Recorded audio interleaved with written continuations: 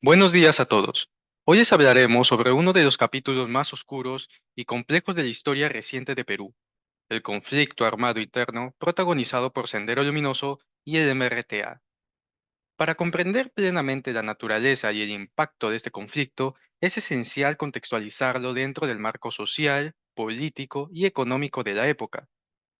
Una de las causas fundamentales del conflicto fue la falta de democracia. En los 50 años previos a 1980, Perú solo experimentó 14 años de gobiernos democráticos.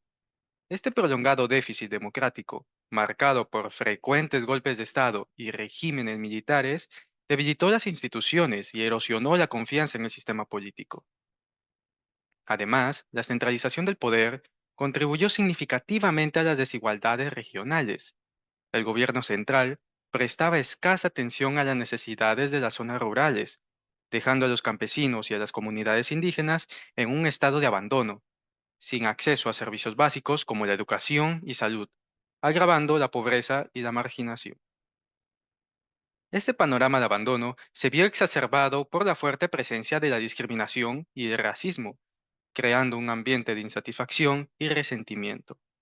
Y es en este contexto donde surgieron grupos radicales que capitalizaron el descontento popular y la desesperanza generalizada, tales como Sendero Luminoso y el MRTA. Y a continuación exploraremos cómo estos grupos surgieron, sus características principales y las acciones que el Estado peruano tomó para enfrentar la violencia terrorista que desataron. La característica de Sendero Luminoso, dirigido por Abimael Guzmán, o como él mismo se autonombró, el pensamiento Gonzalo, era una doctrina ideológica desarrollada por él mismo. Eran considerados como marxistas, leninistas y maoístas. Para Abimael Guzmán, el maoísmo era lo más importante. No solamente él lo llegó a aplicar, sino también varios países, como Asia o Latinoamérica. ¿Qué es lo que estos querían conseguir? Pues era implantar un régimen comunista en el Perú mediante una lucha prolongada que seguiría las fases de una guerra popular, que en este caso sería aplicando el maoísmo. Comenzando primero en las zonas rurales, como por ejemplo su primer ataque que se dio el 17 de mayo de 1980 en la zona de Chuschi, donde el inicio del conflicto armado, y luego hacia las zonas urbanas, que en este caso llegaría a ser pues Lima. Su metodología incluía tácticas violentas terroristas para desestabilizar el Estado y así obtener el control territorial gradual. En 1978 hicieron una asamblea en la cual fueron convocados varios partidarios políticos, entre ellos Abimael Guzmán, el cual se negó rotundamente a ir a esa convocatoria. Ahí rompería todo lazo con todo partidario izquierdo que estaban también de acuerdo con el maoísmo y daría comienzo a la lucha armada, declarándole la guerra al Perú, así causando la muerte de millones de personas y la destrucción del país. En 1983 estos se dedicaban a secuestrar a periodistas y pedir a cambio una recompensa. Si no llegaban a dar nada, simplemente los mataban y los tiraban en las puertas de sus casas.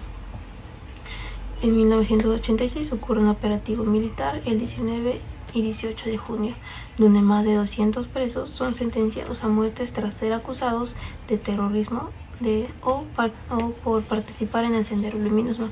Algunos de ellos estaban en los penales de Lurigancho y la isla Frontón.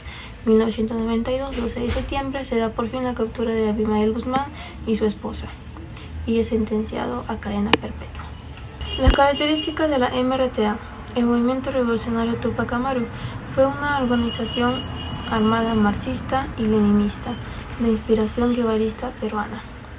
Estos lo que querían era tomar el poder para así poder establecer un Estado socialista en el Perú, con el fin de implantar el poder revolucionario popular. La mayoría de sus acciones estuvieron inspiradas en las ideas del Che Guevara. 1982. Es fundado el nuevo movimiento revolucionario Tupac Amaru, dando como objetivo la destrucción y la lucha armada. El 31 de mayo de 1982 se dio su primer atentado, que fue el asalto del banco en La Victoria. Estos, al igual que Sendero Luminoso, querían obtener el poder a toda costa, así sea aplicando la violencia. 1986, 7 de agosto, Pola y Campos daría fin en la tregua del gobierno con el partido aprista, donde lanzó una gran granada al palacio del gobierno, atentando locales del APRA, parques en comas y poniendo explosivos en todo lugar. 1988 sus atentados se volvieron cada vez más frecuentes, donde se dedicaban a volar muchas torres de alta tensión, atacando locales, comerciales y comisarías, ocasionando el miedo y el caos, y Lima se iba destruyendo completamente.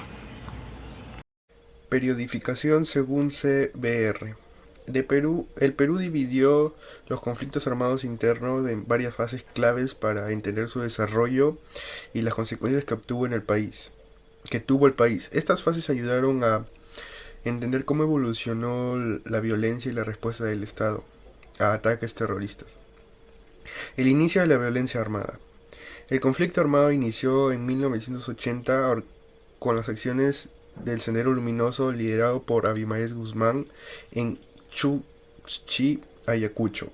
Este grupo inició una campaña de violencia contra el Estado y las comunidades rurales. Durante este periodo, la respuesta del gobierno fue limitada y descoordinada, lo que permitió a Sendero Luminoso que creciera sus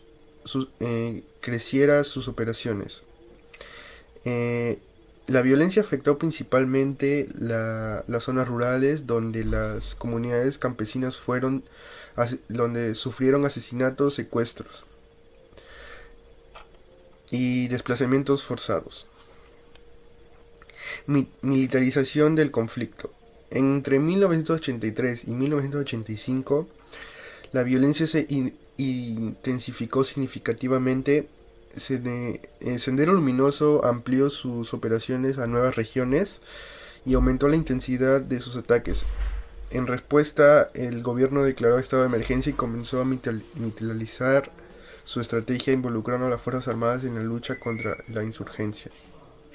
Esta militarización llevó a graves violaciones de derechos humanos, incluyendo la ejecución extrajudicial, las desapariciones forzadas y torturas. La Comisión de Reconciliación y la Verdad en el Perú denominó como el Pliegue Nacional de la Violencia el periodo comprendido entre los años junio de 1986 y marzo de 1989. Fue un proceso complejo que involucró la expansión de actividades violentas del país. Este conflicto, protagonizado por Sendero Luminoso y el movimiento revolucionario Tupac Amaru, afectó a diversas regiones y tuvo múltiples manifestaciones de violencia. Este periodo estuvo marcado por un proceso de militarización y por el ingreso de fuerzas armadas al combate contra la subversión.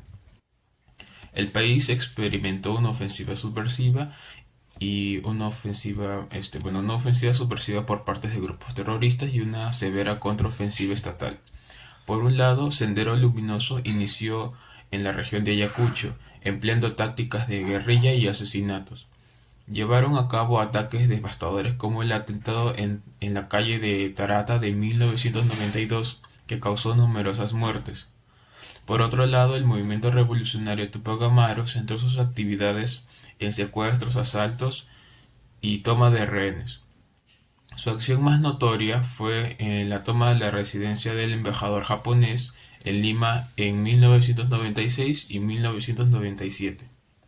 Ahora hablando de la contraofensiva estatal, la respuesta estatal fue liderada por dos grupos. El Grupo Especial de Inteligencia fue una unidad de élite de la policía, creada en 1980 para capturar a los líderes de las organizaciones terroristas. Estaba integrado por 82 oficiales y subalternos de la PNP y se formó dentro de la Dirección Nacional contra el Terrorismo. También está el Grupo Colina. Fue un escuadrón de la muerte clandestino en el Perú, activo durante la presidencia de Alberto Fujimori, dirigido por Vladimiro Montesino. El grupo operaba bajo el Servicio de Inteligencia Nacional, con el propósito de combatir a grupos insurgentes. Sin embargo, se hizo conocido por sus graves violaciones de derechos humanos, incluyendo ejecuciones extrajudiciales, desapariciones forzadas y torturas. En junio de 1990 se realizó la primera gran intervención de la DIRCOTE, encontrando mucha información del grupo terrorista. Sobre todo, pudieron saber cómo estaba organizado el Sendero Luminoso. El declive del Sendero Luminoso se da tras la captura el 12 de septiembre del año 1992 por el Comando Policial GEIN, Grupo Especial de Inteligencia. La captura de Abimael Guzmán fue el resultado del esfuerzo investigativo del GEI. Este grupo especial fue organizado, creado por el gobierno de García. Se encontró a la cúpula terrorista, dirigentes, en una casa del distrito de Surquillo, en Lima. Meses después caen 19 de los 22 miembros del Comité Central de Sendero Luminoso. Los senderistas son capturados y juzgados por los jueces sin rostros. Esto generó problemas en los procedimientos jurídicos y problemas de forma en cuanto a derechos humanos. Los juicios rápidos implicaban que no se velara por un justo proceso para los juzgados. Muchos de ellos volverían a ser juzgados años después, tal como lo indicó la Corte Interamericana de Derechos Humanos. En 17 de diciembre del año 1996 se tiene un nuevo golpe por el MRTA, liderado por Néstor Serpa Cartolini, donde toma la residencia del embajador de Japón, con personajes y políticos muy importantes. Después de 4 meses, los 72 rehenes fueron liberados gracias a la operación militar Chavín de Huántar. Todos los terroristas fueron abatidos. Y por último, en 1999 fue capturado Feliciano, quien es recordado como uno de los últimos líderes importantes de Sendero Luminoso en ser capturado, lo que significó un paso crucial hacia la pacificación del Perú.